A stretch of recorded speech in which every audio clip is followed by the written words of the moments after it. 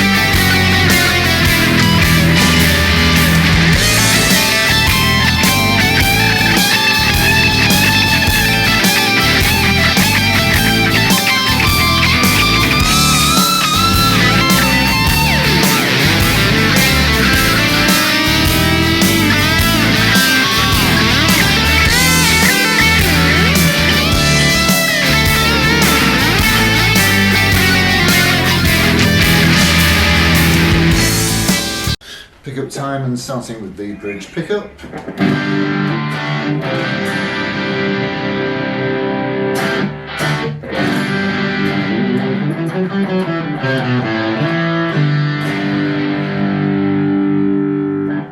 Into the centre.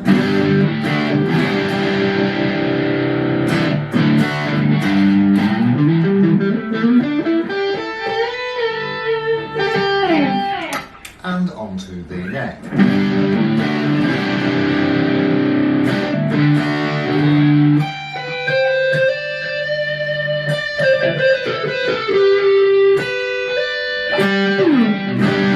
Lovely stuff. Right, let's see how it cleans up.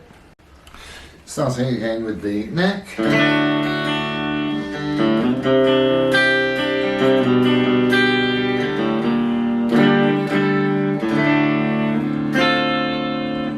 Into the centre.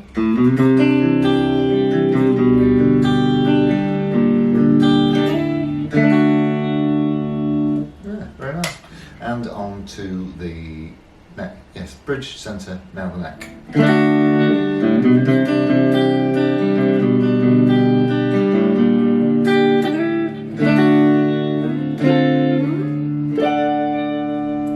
Intonation.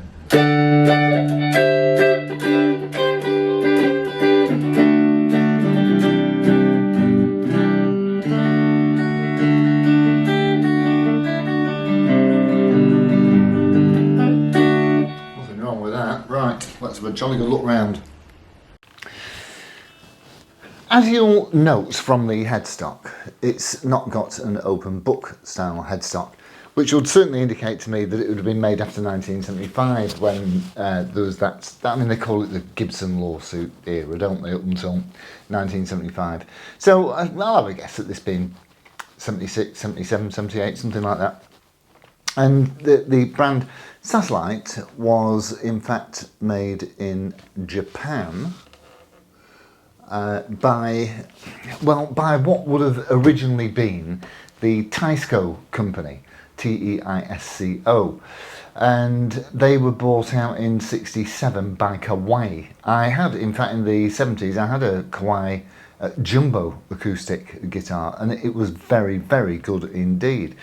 But these were certainly aimed right very much at the budget end of the spectrum. So what did you get with these fellas? Well, as you can see, it tells us usefully that it is in fact a satellite. Let's just see if we can get that to focus. There we go. Satellite instrument there on the top of the headstock. Around the back you got those capped rather than sealed tuners, and they work perfectly well. It holds its tune. You'll note that one of them is slightly different. That's this A1, because when I came to restring it, the A1 failed, and this was the closest that I had to it, but it works perfectly well. Yeah, the headstock is bound around the top elevation there, as you can see, as is the rosewood fretboard bound in this cream or ivory coloured material. The neck certainly will be maple, and as you can see, it's bolted on to it's a plywood body, certainly, and that's probably what gives it its weight, I suppose. It weighs about 8.25 pounds, something like that. It's heavy for a small guitar, because it isn't terribly wide, but as you can see, it does have binding top and bottom, which is rather nice, and of course you got these block inlays. To humbuckers, well, they're not, are they? See, you'll see some figures back here that show the output readings of, I think they're certainly both reading less than 6 ohms of resistance on the multimeter, which is more like the output that I'd expect to see from a single coil, like on a Stratocaster. And that's because, although they look like humbuckers, they're not. They're in fact single coils in a humbucker housing, and they were all like that, sir. So I did review a Columbus a few years ago, and that was exactly the same. It has they're very nicely matched in terms of output, but again, it's, you know, it's a bit of bling on a kind of budgety item, really. Stock tail and tunematic, it's intonated nicely. You get a scratch plate with it, 2 volumes up, 2 tones down, exhaust pipe where you'd expect to see it, and it plays well. But here's what I really want to tell you: you will see these. I've just had a look today on eBay, and there's one very much like this in black, same headstock, same everything really, and I think it's running at 72 quid with 4 days left to go. It will probably end up making, I don't know, 130, 140, 150 quid. The buy it now ones, I think the cheapest one I've seen is 150, and the most expensive one was 295, but that had a particularly nice finish, and it looked quite minty. So anywhere between really 70 quid and 300. But here's the thing: these are owned, and they were made down to a price and not up to a standard. So when this came in, it was, well, largely unplayable. The string height was a mile off the fretboard, and that's because the frets had the wibbly wobblies, so the frets were like a roller coaster. So I've done a lot of fret work to it, and it plays really nicely now, and the string height on the top E at the 12th fret is now 1.25, and it's nice, and there's no choking or buzzing. It's nice and smooth right the way up the neck. And it's absolutely fine. But if you'd have bought this for 70 or 80 quid and you'd have got it home, you would have had to have spent, because there were another few little gremlins with it as well. Like I said, there was the tuner, and I had to put new tone capacitors in on the tone pots. And you'd have spent over 100 quid at a Guitar Tech. So something that can seem quite inexpensive for your 70 or 80 quid, if it doesn't play or doesn't work properly, well, you know, and then you've got to go and spend more money.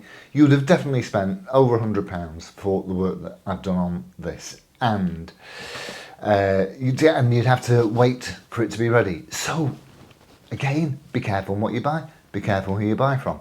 But overall, this one is particularly rather nice. Obviously, it's got its share of wear and tear on it because it's an old lad. But yeah, plays well. String height's nice and low. Sounds great.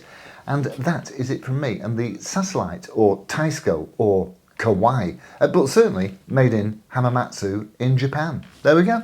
Right, that's it from me and the Satellite. I shall look forward to seeing you all on the next one. Adios amigos. Ta-ra.